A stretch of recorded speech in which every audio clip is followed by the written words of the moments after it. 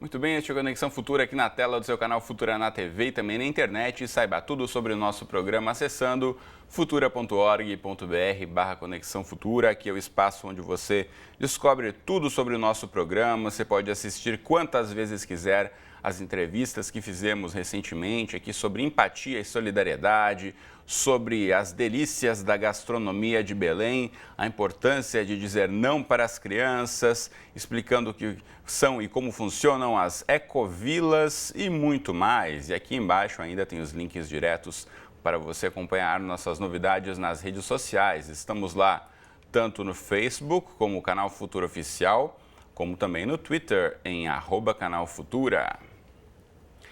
Bom, e qual foi a última vez que você sentiu dor de cabeça?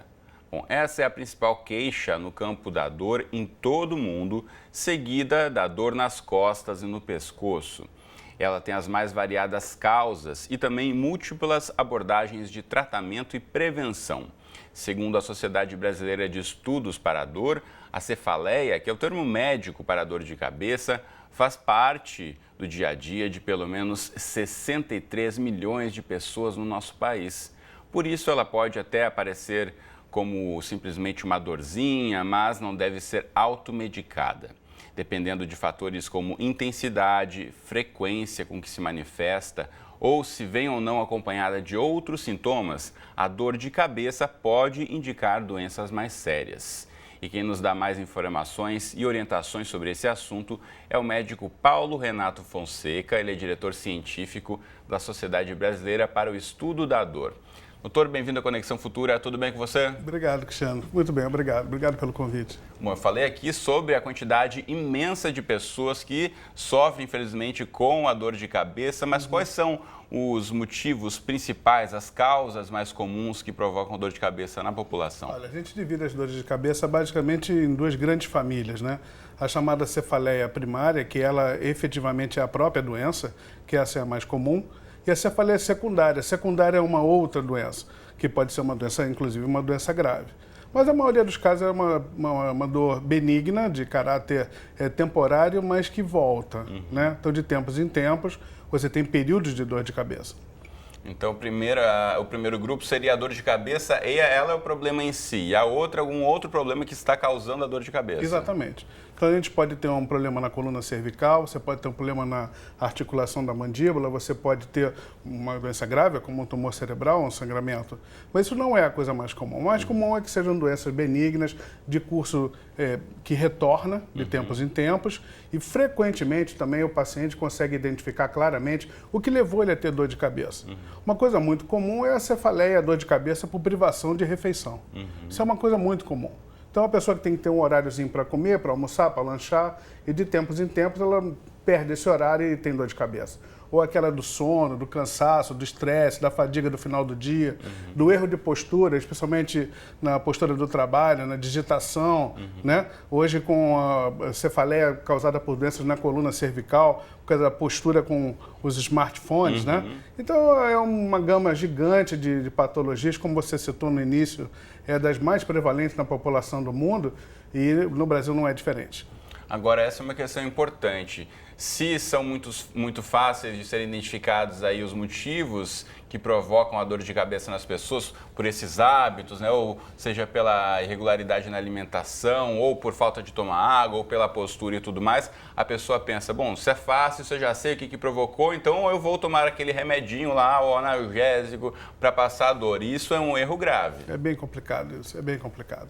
Existe uma cefaleia que a gente chama de cefaleia transformada, que era uma cefaleia eventual que você tinha de vez em quando e você tem um hábito. No Brasil é permitido compra irrestrita de analgésico na farmácia, então você pode usar vários medicamentos, principalmente remédios compostos por vários produtos, e você passa a usar aquilo e transforma uma cefaleia eventual, que você tinha alguns períodos do mês, numa cefaleia diária até, né?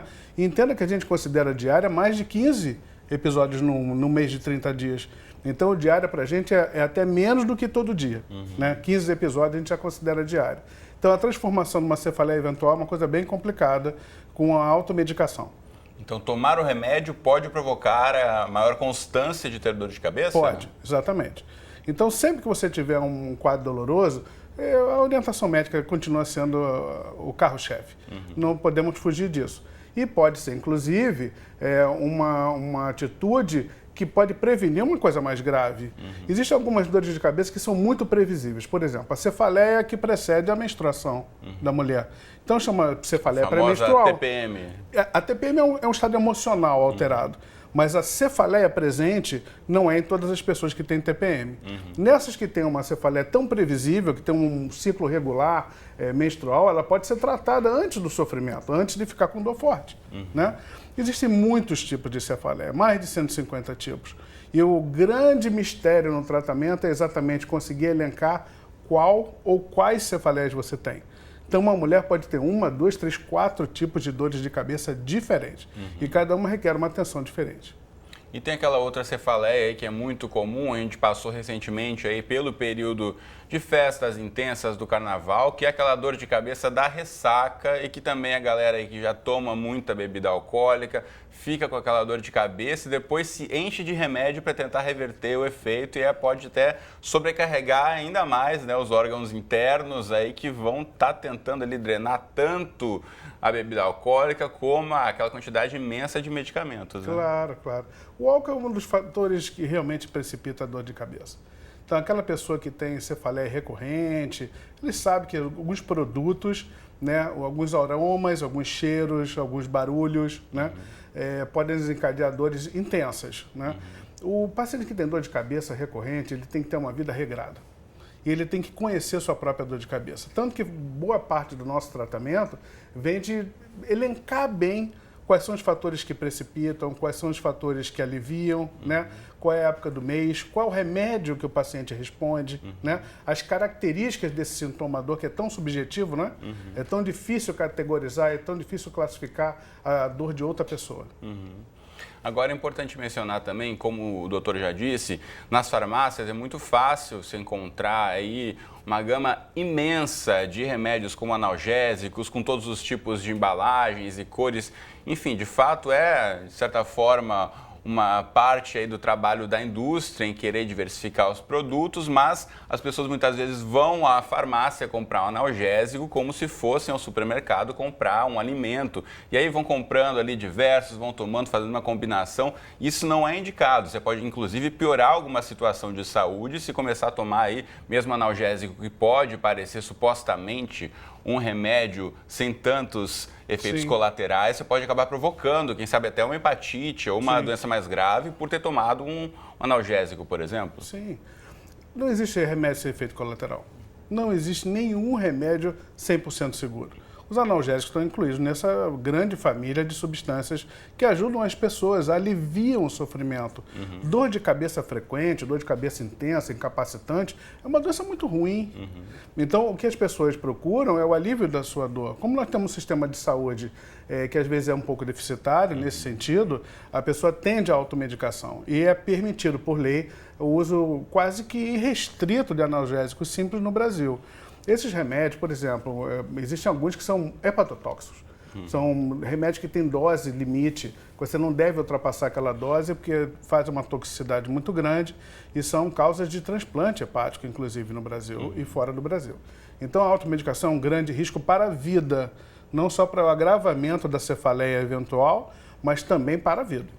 Como bem disse o doutor, a gente sabe da dificuldade do acesso aos serviços públicos de saúde, então o cidadão, dorzinha de cabeça, não vou entrar na fila do SUS, no posto de saúde, vou ali na farmácia, tomo aquele remédio, mas se isso for uma constante, pode provocar uma série de outros problemas, esse é um alerta importante. Agora, outra questão que a gente tem que mencionar é que a dor de cabeça eventual pode ser aí um alerta também para um problema mais grave. Sim. Por exemplo? O que nós chamamos de bandeiras vermelhas, ou sinais de alerta.